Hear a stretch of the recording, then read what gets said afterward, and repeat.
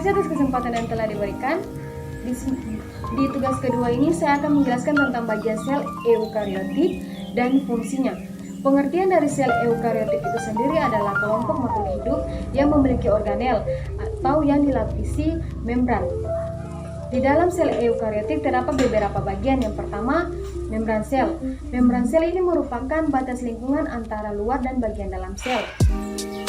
Membran sel ini merupakan sel selektif permeabel yang artinya hanya dapat dilalui oleh molekul-molekul tertentu seperti glukosa, gliserol, asam amino, dan berbagai ion. Fungsi dari membran sel ini sebagai tempat terjadinya proses biokimiawi, dia sebagai respirasi atau penerimaan rangsangan dari luar, dia bersifat semi-permeabel, dan dia mengontrol zat-zat yang masuk maupun keluar meninggalkan sel. Yang kedua yaitu sitoplasma.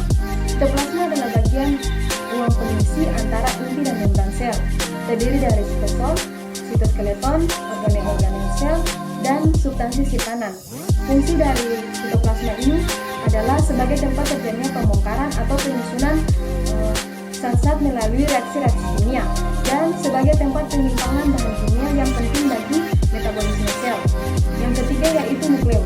Nukleus adalah otak dari sel, atau juga dapat disebut sebagai organel terbesar dalam sel, sebab disinilah tempat pengendalian segala aktivitas sel. Fungsi dari nukleus yaitu membuat dan menyimpan informasi genetik DNA yang menentukan bagaimana sel untuk berfungsi, sebagaimana struktur dari sel. Yang kedua itu membuat semua RNA termasuk RNA ribosomal, transfer dan messenger. Dan yang fungsi terakhir yaitu dia menyalin DNA sel utama melalui pembelahan sel. Yang berikut retikulum endoplasma. Retikulum endoplasma adalah bagian yang berbentuk seperti kala dan berpusat pada endoplasma atau sitoplasma bagian dalam. Fungsi dari retikulum endoplasma yaitu menampung protein yang dihasilkan oleh ribosom untuk disalurkan pada kompleks Golgi dan berakhir pada sel. Yang kedua yaitu sebagai transportasi molekul-molekul dari bagian yang satu ke bagian yang lainnya. Dan fungsi terakhir dari retikulum endoplasma ini adalah sebagai penetralan racun atau detoksifikasi retikulum endoplasma dalam sel hati. Yang berikut ribosom. Ribosom tersusun dari RNA ribosom dan protein. Ribosom tidak memiliki membran dan berfungsi untuk menyintesis protein. Kompleks Golgi salah satu komponen yang begitu besar dan terletak dekat dengan retikulum endoplasma.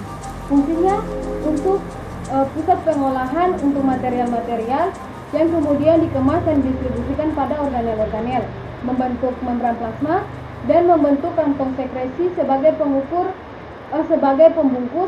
zat yang akan dikeluarkan sel. Yang berikut yaitu lisosom. Lisosom adalah organel berbentuk gelembung bulat berdiameter antara 0,1 sampai 1,2 mikrometer yang di dalamnya tersimpan enzim-enzim hidrolik. Lisosom berfungsi untuk melakukan pencernaan intrasel, autofagi, eksositosis, autolisis, dan menghancurkan senyawa karsinogenik. Badan mikro adalah organel yang berbentuk bulatan kecil dan terletak di sitoplasma. Fungsinya sebagai oksidator substrat dan asam lemak serta jalur glikoat. Yang berikut yaitu mitokondria, adalah pembangkit energi dari sel eukariotik. Fungsi utamanya adalah melakukan respirasi sel untuk menghasilkan energi. Kloroplas merupakan organ sel yang menjadi tempat berlangsungnya aktivitas fotosintesis yang menghasilkan makanan pada tanaman dengan mengubah air dan karbon dioksida menjadi karbohidrat dan oksigen dengan bantuan sinar matahari. Yang berikut yaitu sentriol. Sentriol hanya didapat pada sel hewan, merupakan organel berbentuk silindris, fungsi sebagai organel yang berfungsi untuk perubahan sel. Dan bagian yang terakhir yaitu mikrotubulus. Mikrotubulus adalah rantai protein yang membentuk spiral, dan fungsi dari mikrotubulus adalah sebagai pergerakan pada sel. Sekian dari saya dari bagian penjelasan bagian eukariotik dan fungsinya.